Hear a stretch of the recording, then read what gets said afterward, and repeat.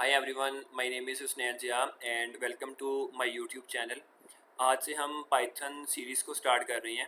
इसमें हम पाइथन के बेसिक से लेके एडवांस कंसेप्ट की तरफ मूव करेंगे और इसके लिए आपको कोई भी प्री रेक्विजिट नहीं रिक्वायर्ड। अगर आपका किसी भी प्रोग्रामिंग लैंग्वेज के अंदर कोई भी एक्सपीरियंस नहीं है तो हम इस सीरीज़ को एज अ बिगनर और फ्रेशर कंसिडर करेंगे और हम लेवल ज़ीरो से स्टार्ट करके पाइथन के जो भी कॉम्प्लेक्स कंसेप्ट हैं हम उसकी तरफ मूव करेंगे। अ, अगर आपको अभी कोई भी किसी भी लैंग्वेज के अंदर सिंगल लाइन ऑफ कोड भी राइट करना नहीं आता तो इट्स ओके, नो इशू। जब आप इस सीरीज़ को एंड कर देंगे तो आप इस काबिल होंगे कि एप्लीकेशंस को डेवलप कर सकें। इसके अलावा artificial intelligence, machine learning, deep learning, data science, cyber security, ethical hacking, इस तरह के फील्ड्स के अंदर आप अपने कैरियर को परस्यू कर सकते हैं।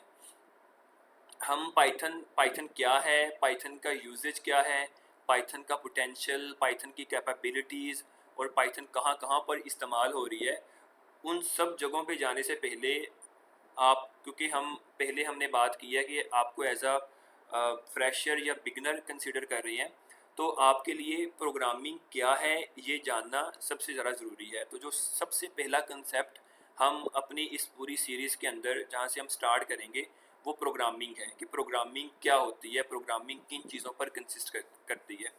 तो प्रोग्रामिंग आपकी दो चीज़ों पर कंसिस्ट कर रही है, एक आपकी मशीन है और सेकंड आपका कोड है।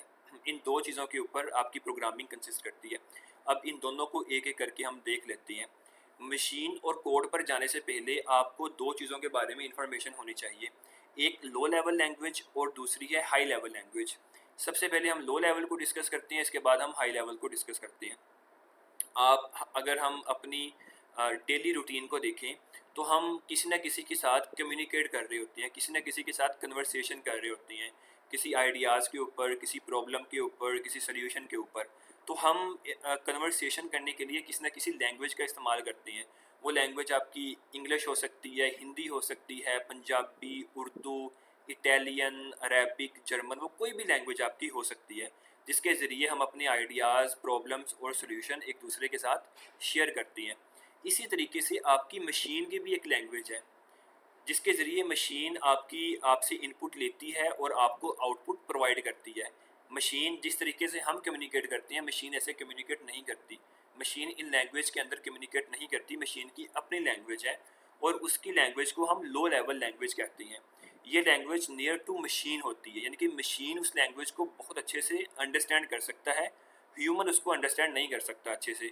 और मैं ये अज्यूम कर रहा हूँ कि आप में से जो मेजॉरिटी ऑडियंस है वो कंप्यूटर साइंस के बैकग्राउंड से तल्लुक़ रखती है, लेकिन अगर वो कंप्यूटर साइंस से नहीं भी रखते तो उनको ये बेसिक इन्फॉर्मेशन लाजमी होगी कि आपकी जो मशीन है, मशीन में हम आपके लैपटॉप, आपके डेस्कटॉप कंप्यूटर, आपकी टैब, उसको अज्यूम कर रहे हैं। उसकी जो लैंग्वेज है वो 010101 की फॉर्मेट में है, यानी कि वो कोई भी इनपुट ले रहा है, वो कोई भी आउटपुट प्रोवाइड कर रहा है तो वो 010101 की फॉर्मेट में कर रहा है। तो इसलिए हम इस लैंग्वेज को नियर टू मशीन कहते हैं। हमें 0101 की कोई भी समझ नहीं है। अगर जैसे मशीन के अकॉर्डिंग जो मैंने ये सीक्वेंस लिखी है, इसका कोई ना कोई मीनिंग है, कोई ना कोई पर्पज़ है, लेकिन हमें जस्ट ये 0101 ही नज़र आ रहा है। तो इसलिए हम इसको कहते हैं कि ये नियर टू मशीन है और लो लेवल लैंग्वेज है। इसके बाद चलते हैं हाई लेवल लैंग्वेज के ऊपर। मशीन को हम कोई ना कोई सेट ऑफ इंस्ट्रक्शन प्रोवाइड करते हैं। मशीन को हम कोई ना कोई सेट ऑफ इंस्ट्रक्शन प्रोवाइड करते हैं, सेट ऑफ इंस्ट्रक्शन प्रोवाइड करते हैं और उन इंस्ट्रक्शन के अगेंस्ट वो हमें कोई ना कोई सोल्यूशन प्रोवाइड करता है। तो जिन जिस लैंग्वेज के अंदर हम ये इंस्ट्रक्शन राइट करते हैं उसको हम हाई लेवल लैंग्वेज कहते हैं और ये लैंग्वेज नियर टू ह्यूमन होती है, यानी कि ह्यूमन उसको बड़े अच्छे से अंडरस्टैंड कर सकता है। अगर मैं यहाँ पर आपको प्रिंट लिख दूँ, अगर मैं यहाँ पर सम लिख दूँ, यहाँ पर मल्टीप्लाई लिख दूँ, यहाँ पर फंक्शन को लिख दूँ, तो ये जो कीवर्ड्स हैं जो आपकी आपकी स्क्रीन के ऊपर आपको नज़र आ रही हैं, आपको इनके मीनिंग के बारे में भी पता है। सम क्या करता है, मल्टीप्लाई क्या करता है, प्रिंट क्या करता है, फंक्शन क्या करता है। तो ये ऐसी लैंग्वेज है जो कि नियर टू ह्यूमन है, ह्यूमन उसको बड़े अच्छे से अंडरस्टैंड कर रहे हैं और इसको हम हाई लेवल लैंग्वेज कहते हैं। आपकी जितनी भी प्रोग्रामिंग लैंग्वेज है, चाहे वो डॉट नेट है, पाइथन है, जावा स्क्रिप्ट है, आपकी जावा है, आपकी कबोल है, जो भी आपकी पाइथन है, ये सारी की सारी जो भी ये प्रोग्रामिंग लैंग्वेजेस हैं वो हाई लेवल लैंग्वेज के अंदर राइट हैं, यानी कि ह्यूमन उनको बड़े अच्छे तरीके से अंडरस्टैंड कर सकता है। अब चलते हैं हम नेक्स्ट कॉन्सेप्ट की तरफ। आपकी इस हाई लेवल लैंग्वेज को हम लोगों ने मशीन को प्रोवाइड करना है, लेकिन हम लोगों ने प्रीवियस ये बात डिस्कस कर ली है कि मशीन की जो अपनी लैंग्वेज है वो लो लेवल है। तो अब हमें हाई लेवल को लो लेवल के अंदर कन्वर्ट करना पड़ेगा, कोई भी आउटपुट जनरेट करवाने के लिए, कोई भी सोल्यूशन जनरेट करवाने के लिए। तो ये काम कौन कर रहा है? ये काम यहाँ पर ट्रांसलेटर कर रहा है। ट्रांसलेटर में आपका कंपाइलर, आपका इंटरप्रीटर और आपका असेंबलर, ये बेसिकली आपकी हाई लेवल लैंग्वेज को लो लेवल लैंग्वेज के अंदर आपके कोड को कन्वर्ट कर रहा है, ताकि जो आपकी मशीन है वो उसको बेहतर तरीके से अंडरस्टैंड कर सके। अगर ट्रांसलेटर नहीं होगा तो आपका हाई लेवल कोड मशीन को प्रोवाइड किया जाएगा और मशीन उसको अंडरस्टैंड नहीं कर पाएगी और आपका कोई भी सोल्यूशन जनरेट नहीं होगा। तो ये आपकी तीन चीज़ें हैं, मशीन, कोड और ट्रांसलेटर। और इसके अंदर हम लोगों ने लो लेवल लैंग्वेज और हाई लेवल लैंग्वेज को डिस्कस किया है। होप सो आपको इसकी समझ लग गई होगी। अगर जो जब हम नेक्स्ट पार्ट परफॉर्म करेंगे, जब हम एक्चुअल कोडिंग की तरफ जाएंगे, देन मैं मज़ीद आपको ये वाले कंसेप्ट अगेन रिपीट करवा दूँगा। अब इसके बाद चलते हैं कि आपकी पाइथन क्या है। तो पाइथन बेसिकली एक प्रोग्रामिंग लैंग्वेज ही है जिसके अंदर आप अपनी इंस्ट्रक्शंस को, अपनी हाई लेवल लैंग्वेज को राइट कर रहे हैं। तो इसका सबसे पहला कंसेप्ट है Python is simple and easy. जब हम पाइथन के अंदर कोड राइट करेंगे तो आपको ये नज़र आएगा कि आलमोस्ट ये इंग्लिश के टाइप का कोड है। जिस तरीके की जब हम इंग्लिश के अंदर कोई भी पैराग्राफ पढ़ते हैं, इंग्लिश के अंदर कोई भी इंस्ट्रक्शन को पढ़ते हैं, तो पाइथन का जो कोड लिखा हुआ है वो भी आलमोस्ट इंग्लिश लैंग्वेज की तर्ज का ही कोड लिखा हुआ है। तो इसलिए हम कहते हैं कि ये सिंपल है और इसका जो सिंटैक्स है बहुत ही क्लीन है, बहुत क्लीन है, और ह्यूमन उसको बड़े अच्छे तरीके से अंडरस्टैंड कर सकते हैं। इसलिए पाइथन सिंपल और इजी टू यूज़ है। इसके बाद है फ्री एंड ओपन सोर्स। आपकी बहुत सारी प्रोग्रामिंग लैंग्वेज हैं जो कि पेड है, यानी कि उनको एक्सेस करने के लिए आपको कुछ ना कुछ पे करना पड़ता है, लेकिन पाइथन फ्री है, आप इसको फ्रीली विदाउट एनी पेमेंट आप यूज़ कर सकते हैं। और ओपन सोर्स का मतलब ये है कि अगर आपको पाइथन में एक्सपर्टी लेने के बाद अगर आप उसके अंदर कोई लाइब्रेरी बनाना चाहते हैं, कोई फ्रेमवर्क बनाना चाहते हैं आप अपने अपने किसी भी काम के लिए, तो आप वो फ्रेमवर्क, वो लाइब्रेरी आप बना सकते हैं। तो इसलिए ये ओपन सोर्स है। इसमें पाबंदी नहीं है कि आप जो प्रोग्राम डेवलप हो चुका है उसमें कोई भी चेंजिंग नहीं आ सकती। अगर आपको उसमें कोई बेहतरी लानी है तो आप ओपन सोर्स के ज़रिए उसके अंदर कोई ना कोई बेहतरी ला सकते हैं। इसके बाद है हाई लेवल लैंग्वेज। हम लोगों ने इसको डिस्कस कर लिया है प्रीवियस पार्ट में कि हाई लेवल लैंग्वेज ऐसी लैंग्वेज होती है जो कि ह्यूमन के करीब होती है, नियर टू ह्यूमन होती है, और आपकी जो भी ये प्रोग्रामिंग लैंग्वेजेस हैं वो सारी की सारी हाई लेवल के अंदर राइट की गई हैं, और हमें मशीन को प्रोवाइड करने से पहले उसको कन्वर्ट करना पड़ता है। इसके बाद है, इसको डेवलप किया था आपका गाइडो वैन रूसम ने, आई थिंक सो। अभी जो वैन रूसम है वो माइक्रोसॉफ्ट के अंदर काम कर रहे हैं और उनकी पोजीशन काफ़ी सीनियर लेवल की है। सीनियर आपके जो इंजीनियर के तौर पे काम कर रहे हैं, उससे पहले उन्होंने गूगल के अंदर भी काम किया है, और ये इंडस्ट्री के अंदर बहुत ही वेल नोन पर्सन है। इन्होंने पाइथन को डेवलप किया था। इसके बाद लास्ट स्टेप है आपका पोर्टेबल, यानी कि आप पाइथन के अंदर लिखा हुआ कोड लैपटॉप पर भी चला सकते हैं, आप लिनक्स ऑपरेटिंग सिस्टम में, विंडो ऑपरेटिंग सिस्टम में, मैक ऑपरेटिंग सिस्टम में, आप आईफोन के अंदर, कहीं पर भी किसी भी ऑपरेटिंग सिस्टम के अंदर आप इसका कोड राइट कर सकते हैं, आप इसकी फ़ाइल क्रिएट कर सकते हैं और आप अपने इस कोड को रन कर सकते हैं। तो इसलिए ये पोर्टेबल है, यानी कि हर ऑपरेटिंग सिस्टम के अंदर पाइथन की जो फाइल है, पाइथन का जो प्रोग्राम है वो रन कर जाता है। अब ये एक इंट्रोडक्शन था पाइथन के बारे में कि पाइथन क्या है। अब इसके बाद नेक्स्ट हम लोग चलते हैं एप्लीकेशंस ऑफ पाइथन, कि पाइथन कहाँ कहाँ पर इस्तेमाल हो रही है। पाइथन को सीखने के बाद आप वेब डेवलपमेंट की फील्ड के अंदर जा सकती हैं। जेंगो एक पाइथन का फ्रेमवर्क है, ये एक फ्रेमवर्क है पाइथन का, और इसके ज़रिए आप बैकएंड को डेवलप कर सकते हैं। बैकएंड को डेवलप कर सकती हैं जेंगो के ज़रिए। इसके अलावा एपीआईज़ हैं, तो एपीआई में आपकी फास्ट एपीआई है, फ्लास्क है, तो ये भी बेसिकली पाइथन के फ्रेमवर्क हैं। इनकी हेल्प से आप एपीआईज़ क्रिएट कर सकते हैं, एपीआई जनरेट कर सकती हैं।